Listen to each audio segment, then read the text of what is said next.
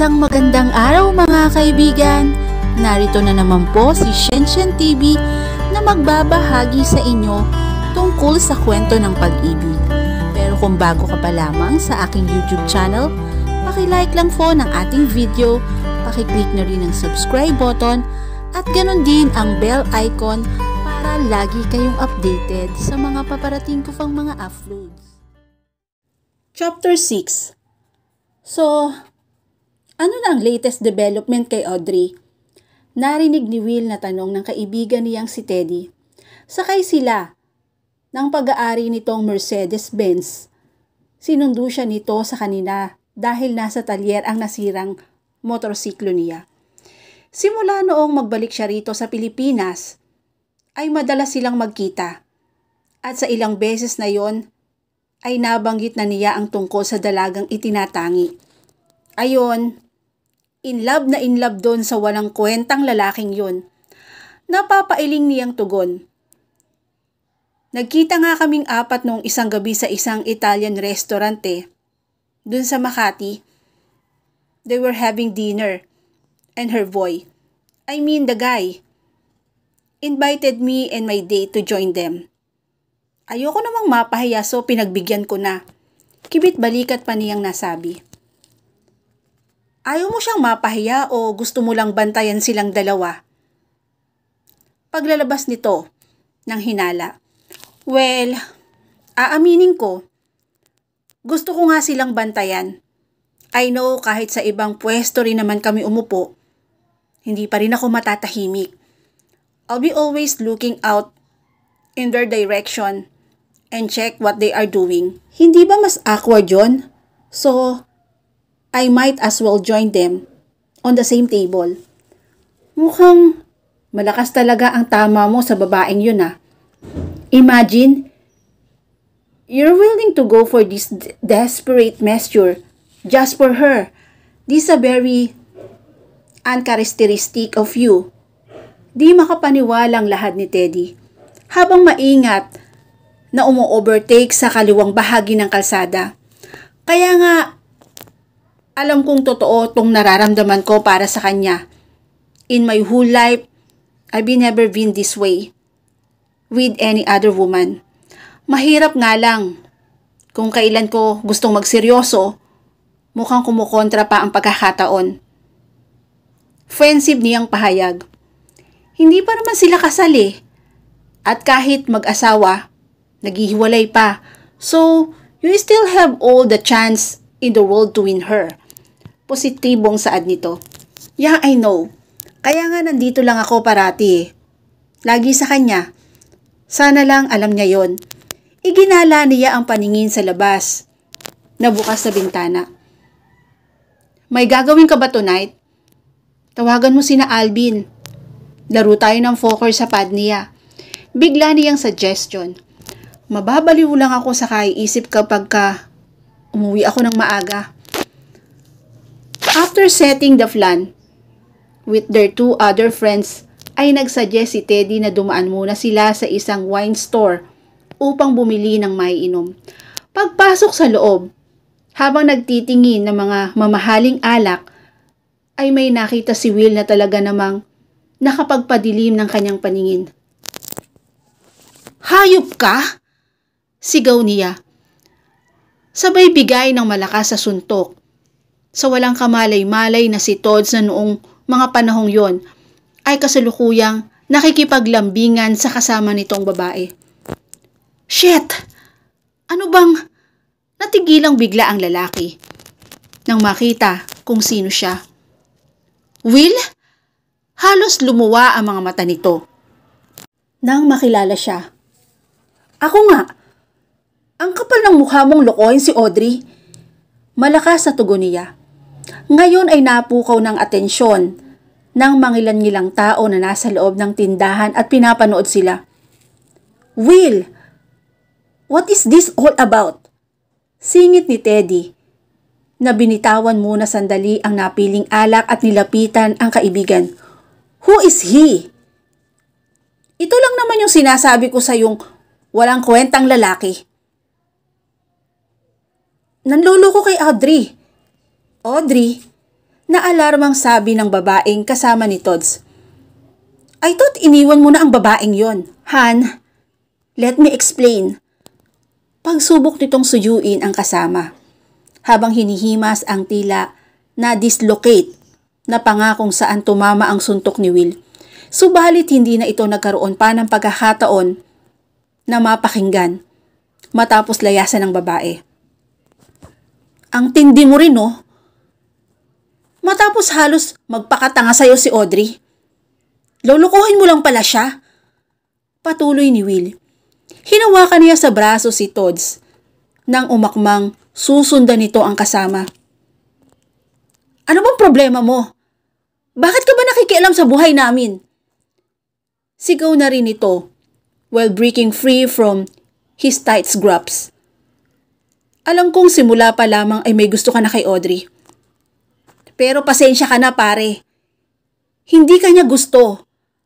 At ako ang pinili niya. Pagmamalaki pa nito, they may look completely opposite with their image, with Todds being the clean-cut, boy next door type, while Will had a rag and devil maker attitude. Still, they both possess the same height of about 5'11" and similar lean body build.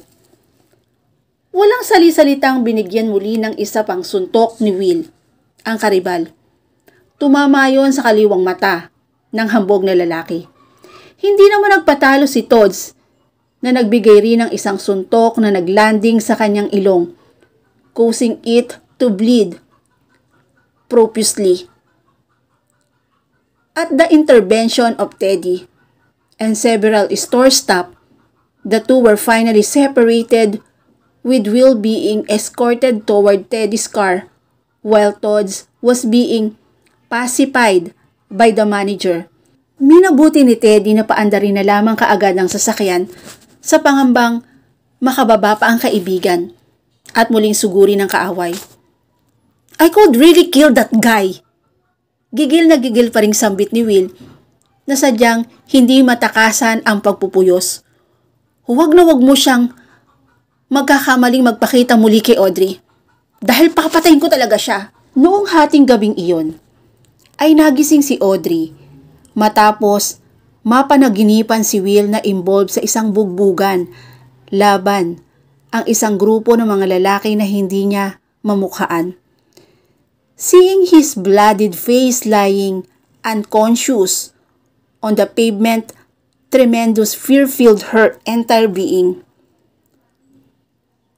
What could this mean?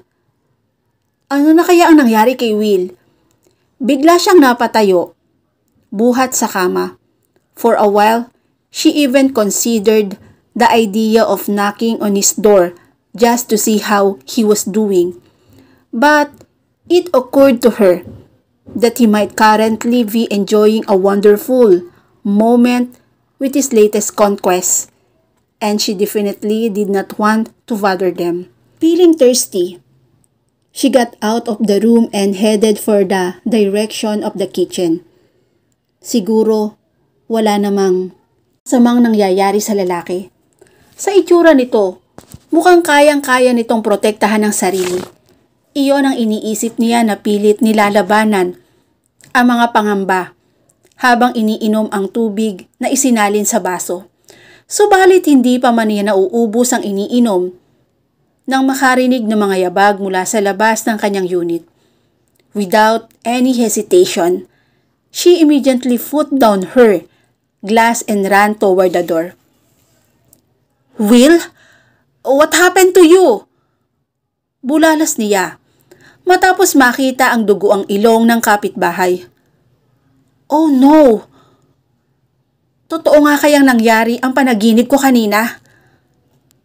Wala to. Iwas naman ang binata habang sinisimulang buksan ang pinto ng sariling unit gamit ang susi. Ano bang wala? Dumudugo na nga yung ilong mo eh. Nag-aalala niyang sabi habang ini-examine ang mukha nito.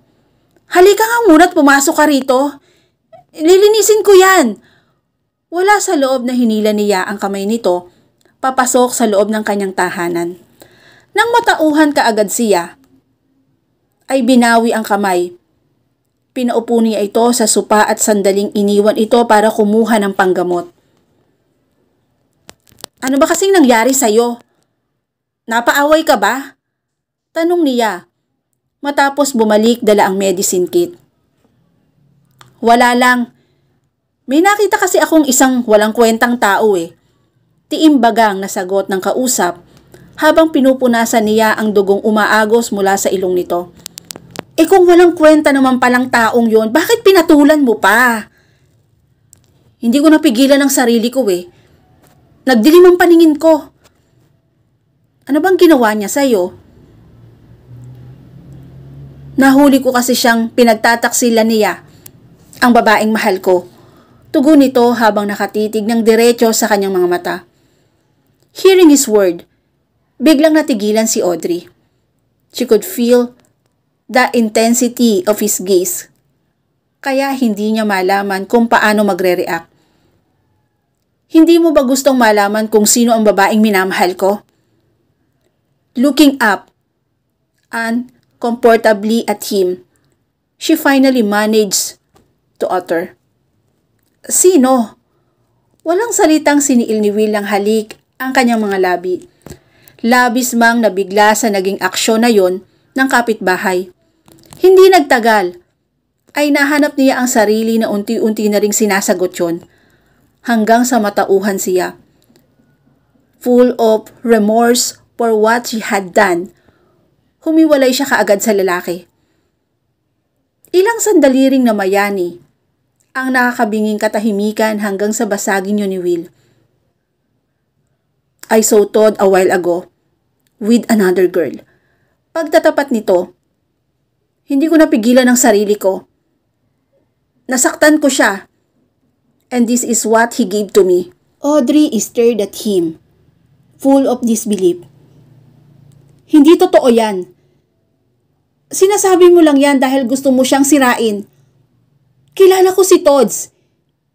Hindi niya ako lolokohin. Audrey, gumising ka nga. Niloloko ka niya. He shook her shoulders. Utang na loob. Huwag mo siyang itulad sa'yo dahil hindi siya katulad mong babaero. Doon na ito nagbitiw sa kanya. Her words were like a dagger that first his heart. Hanggang kailan ka ba magpapakatanga para sa kanya, Audrey? Hindi na siya makapagtimpi. Please, get out! Tiimbagang niyang utos. Get out! Hindi na kumontra pa si Will at pinagbigyan na lamang siya. Bagsak ang mga balikat na iniwan siya nito. Nang maisara ang pinto at mapag-isa siyang muli, pinilit ni Audrey na kalmahin ang sarili. A lot of questions were racing through her mind, but she never paid them much attention, for there was one thing that exists on her stubborn mind. Mahal siya ni Todds at hindi siya nito lolokohin. At dito na po natatapos ang chapter 6 ng aking kwento. Muli po, samahan niyo po akong muli sa susunod pang kabanata. Thank you for watching and God bless all.